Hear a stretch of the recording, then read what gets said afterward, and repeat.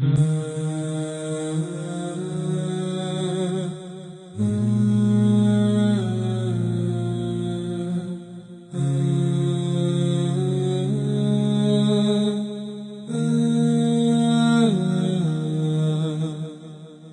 spend all your life collecting this world's treasures. Death awaits us all, the destroyer of all pleasures. Every soul shall taste the bitterness of death, so prepare for the day when all your deeds are measured. You will die the way you lived, and you'll be raised the way you die, wherever you may be, whether you're in fortresses up high. Perfectly on cue, right at its appointed time, they say that death is the only truth and this life is but a lie. That time will come too when your loved ones will cry. Voices trembling as they inform your relatives late at night. So sad you had to go, you were such a nice guy. They said it wasn't your time, but that's not up to you and I. People will gather at your home when they hear the news of the calamity. Standard formality expressing their condolences to your family.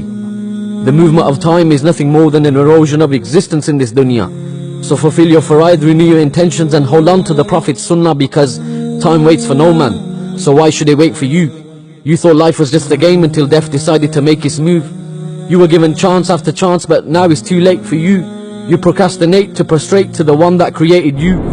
You see, time is killing us while we think we're killing time. The place where you'll be buried has already been assigned.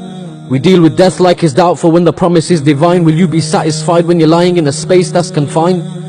Uthman ibn Affan would cry every time he'd see the grave, the possessor of two lights, may Allah be pleased with his slave. He say that the grave is the very first step into the akhirah. Who's successful in the qabr will be successful all the way, but these days we just laugh and joke in the cemetery.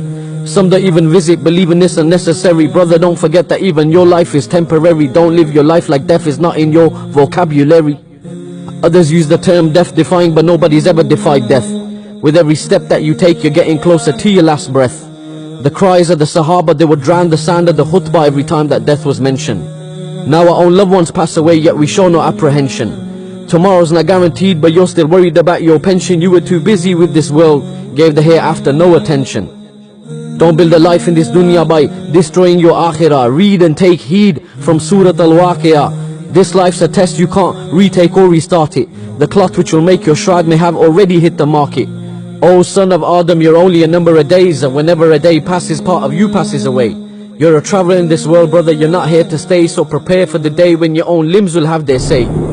You will regret every moment that you chose to disobey. Imagine standing before Allah while your deeds are being weighed. When people gave you advice, you didn't give them the time of day you thought you'd practice when you're older, but it didn't go your way, so we laid you to rest right side facing the Kaaba. I just pray the last words on your lips was a shahada. Friends and family turn up to pray your janazah. If anyone could escape death, it would have been the Prophets and Sahaba. Hear the footsteps of your friends as they walk away from your qabr. Your family is in pieces, may Allah grant them sabr. No should have, would have, could have, now you can't blame it on qadr. Spoke as if you fought at Badr, but didn't get up to pray Fajr. Shaitan may have whispered in your ear, but it was still your own decision. Now you're wishing you spent your whole life in a state of submission. Two angels appear and they ask you three questions. Who is your Lord? What is your religion? Who was your prophet? I pray you state the right answers. Love for this world is a disease. It's a sickness worse than cancer, because if you dislike to meet Allah, Allah dislikes to meet you. Remember, you have an open enemy that will try to defeat you.